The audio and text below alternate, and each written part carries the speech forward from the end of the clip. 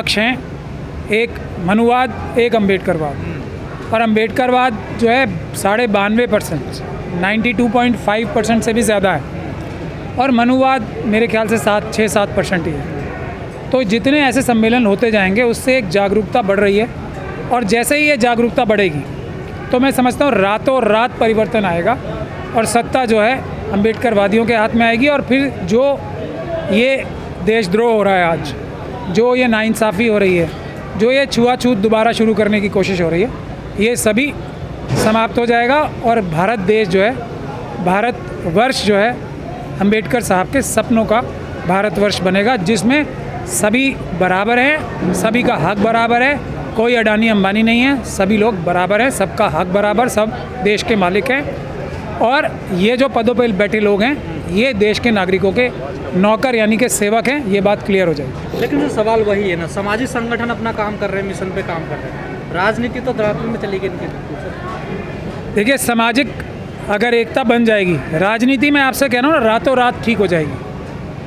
आज भी मनुवादी धोखाधड़ी करके भी ईवीएम के माध्यम से लोगों को जात पात पे और धर्म के नाम पे लड़ा के कितने वोट पाते हैं?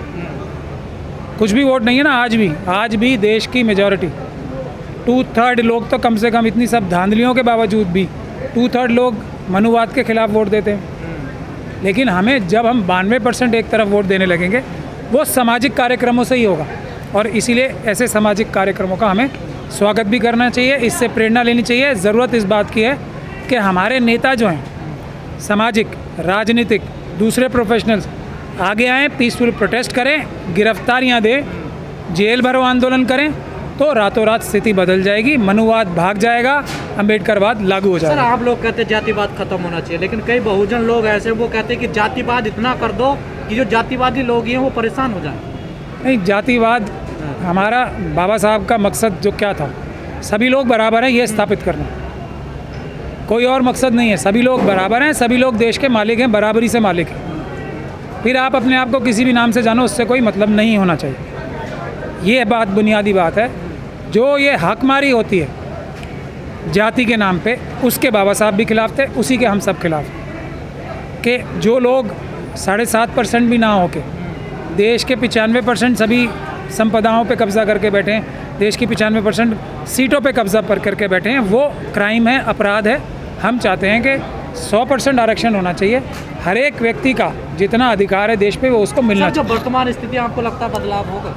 मुझे लगता है वर्तमान स्थिति में इतने ज़्यादा जो मनुवाद है उसकी जो एकदम चेहरा बेनकाब हो चुका है, उसकी जो भारत के दुश्मन ताकतें हैं, जैसे चाइना है, पाकिस्तान है, इजराइल है, इसके साथ इनके जो रिश्ते हैं देश को कमज़ोर करने के, देश को धोखा देने के, देश की आम जनता का रोटी कपड़ा और मकान छीन के अपने गुजराती मनुवादी मानसिकता के बिजनेसमैन को देने के लिए, चाइना को देने के लिए, पाकिस्तान को देने के लिए, इजराइल को देने के लिए वो बेनकाब हो चुका है। तो मैं समझता हूँ कि एक तरह से ये अच्छा ही हो रहा है जो हो रहा है।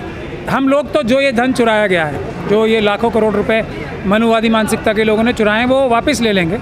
लेकिन देश के लिए अच्छा हो रहा है कि इन लोगों के चेहरे बेनकाब हो रहे हैं। ये असली देशद्रोही बेनकाब तो हो रहे हैं, लेकिन मजबूत भी तो हो रहे हैं सर साथ के साथ। आपको लग रहा है मजबूत हो रहा है? ये बहुत कमज़ोर हो रहे हैं। जितना ये जुल्म और अत्याचार कर रहे हैं अम्बेडकरवादियों पे, उससे साफ जाहिर है कि कितना ज़्यादा डरे हुए हैं, कितना ज़्यादा घबराए हुए हैं, कितने ज़्यादा ये एकदम निराश हो चुके हैं। हम लोग बहुत आशावान हैं, जल्द ही मनुवाद एकदम टोटल देश से ख़त्म होगा और अम्बेडकरवाद स्थापित होगा। हमारे 10 व्यक्तियों को धमका के चला जाता है, ऐसा प्रचार किया जाता है। उनको डर क्यों नहीं लगता? उनको डर क्यों नहीं लगता है कि वो हमारे ऊपर कोई अत्याचार करेगा, हमारे ऊपर कोई जोर जबरदस्ती करेगा तो उसके खिलाफ भी कुछ हो सकता है? क्यों? क्योंकि उसको डर नहीं लगता है, इसलिए वो इस तरह की चीजें ज्यादा करता है। अगर उसको डर लगने लगे, अगर उसको डर लगने लगे कि वो मेरे घर पे आएगा, मेरे घर पे मोहल्ले में आएगा और वहां पे आग लगाने का सोच रहा है, तो हो सकता है कि उस आग में हम जिंदा ही उसको फेंक दे, तो फिर वो आसानी से आएगा नहीं। ये डर हम पैदा नहीं कर पा रहे, ये हमारी कमजोरी है। आप अभी घासीदास जी का नाम मैं ले रहा था, सतनामी समाज है मध्य प्रदेश और छत्तीसगढ़ के अंदर। उन्होंने एक बात कही, ये 1830 से कही है सर, 1830 में इनका जन्म हुआ है 1756 के अंदर। 1830 में इन्होंने एक बात कही कि जो सतनामी संघ है उसकी एक विशेषता थी कि हमारा कोई भी व्यक्ति, हमारा कोई भी सदस्य उनसे पिट के नहीं आएगा, उनसे चोट खा के नहीं आएगा। अगर वो चोट खा के उनसे आएगा, पिट के उनसे आएगा, तो संघ उनको निष्कासित कर देगा। कहने का मतलब ये था कि चाहे अकेले हो, आपको उनसे लड़ने का प्रयास करना होगा, उनको जवाब देना होगा। अगर आप जवाब नहीं देते, माननीय काशीराम साहब ने जिस बात को कहा कि एक ईंट का जवाब 2 पत्थर होने चाहिए, जब तक ये जज्बा आपके अंदर नहीं होगा वो आपके ऊपर अटैक करता रहेगा। उसको अगर डर लगने लगे कि नहीं भाई वहां पे जा रहा हूं तो कुछ उल्टा सीधा हो सकता है, पहली बात तो हिम्मत ही नहीं करेगा। दूसरी बात, अगर वो हिम्मत करेगा तो आप उसको जवाब दे सकते हैं। 1 मिनट में अपनी बात को कह के समाप्त कर रहा हूं। नाम है अय्यन काली साहब। अय्यन काली साहब का नाम आप लोगों ने जरूर सुना, मैंने अभी जिक्र किया। ये 1901-2 के आसपास का वाकया हुआ। तो उनसे कहा गया कि एक रास्ते पे जाने के लिए अलाउड नहीं था। उनसे कहा गया कि भाई आप इस रास्ते पे नहीं जा सकते, ये रास्ता सबके लिए बंद है। उन्होंने कहा कि यार बड़ी खराब बात है, आपने हमारे रास्ता बंद कर रखा है। वो मंदिर के नजदीक का कोई रास्ता था। तो उन्होंने कहा कि मैं ठीक है भाई, कल हम इस रास्ते पे चलेंगे। उन्होंने ये घोषणा कर दी अय्यन काली ने कि कल हम इस रास्ते पे चलेंगे, देखता कौन रोकता है। तो समाज में जो बुजुर्ग साथी थे वो कहने लगे कि यार ये लड़का जो है खुद भी पिटेगा और हमें भी पिटवाएगा। शाम को